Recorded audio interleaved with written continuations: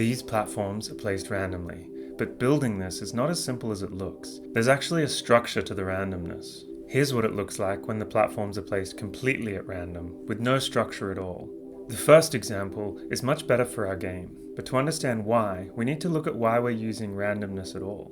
The game I'm making will require you to play the same level multiple times as you get better and as you upgrade your character. So to keep things fresh, we want to add a degree of variability. However, there is a design trade-off. If we don't use randomness, we would be able to handcraft a thoughtful level that perfectly meets player capacity. Great for the first run, but it would get dry after some time. Pure randomness is just chaos. We need to take some of that thoughtful design and apply it to the algorithm that places the platforms. Let's start with the version of just pure randomness and keep improving it until we get something that makes our game fun. This journey ended up going much deeper than I was expecting.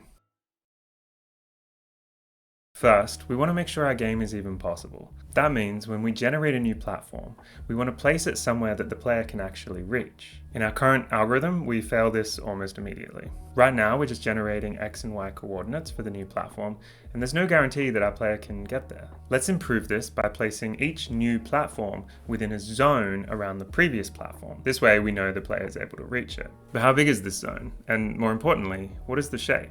Our player can jump a certain distance up and a certain distance across. So you might think that the next platform needs to be inside a circle around the previous one. But this turns out not to be the case. The vertical velocity of our player is not affected by the horizontal velocity of the player. That is, how high we can jump is not affected by whether we're moving side to side. This is a similar concept as a classic game dev mistake in top-down games, where people accidentally program it so that you can walk diagonally much faster than up or across. For us in vertical 2D, however, we actually want this because we don't want a player to jump lower just because they're moving. We can see the shape we're looking for is not a circle. Perhaps we need a rectangle. Well, this is sort of true, but it misses the fact that once we get to the top corner, we can keep moving to the side while we're falling. Actually, what we find is that the shape of the zone around a platform that our player can reach totally depends on the code and how we have written the jump function. So for my character, it looks like this. There are two parabolas going out from each of the sides of the platform, and then this top part is also filled in. Before we get carried away with the mathematics of how to generate a point within this shape, we're not actually solving the problem for two reasons. Number one, we don't want the player going down and backwards. We want the player to keep progressing forwards and upwards. And number two, my character's movement is going to change a lot, not only through development but also through the game, as you unlock double jump and dash and so forth. So the true shape that the player can reach is hideously complex. And I don't want to change the algorithm every single time there's a new upgrade or a change to the code. We're going to need something more generic. Let's go back to our circle and scale it down so that we know that it fits within our larger, more complex shape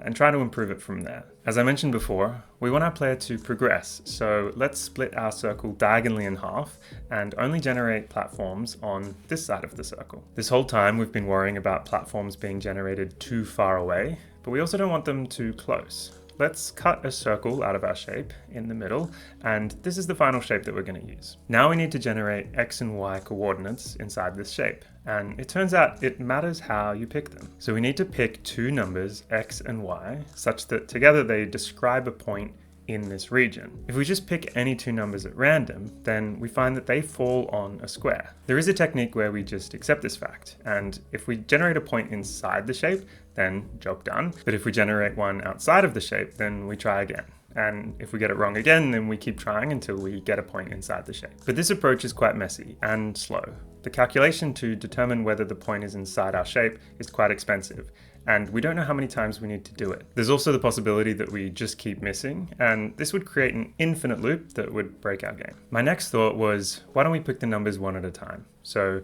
first we pick, let's say, X, and then we calculate what is the allowed range for Y based on X. Now, this will work, but we're going to need to talk about distribution.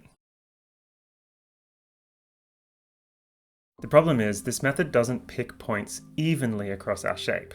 And we can see this by looking at the fact that half of the time we're going to pick an X value to the left of this line here, and half of the time we're going to pick in this other region. It doesn't matter what Y is, we're going to get half of our results in this much smaller region than in this bigger region here. We can fix this with some, frankly, quite interesting mathematics, but there's a better way to do this, and it's using polar coordinates.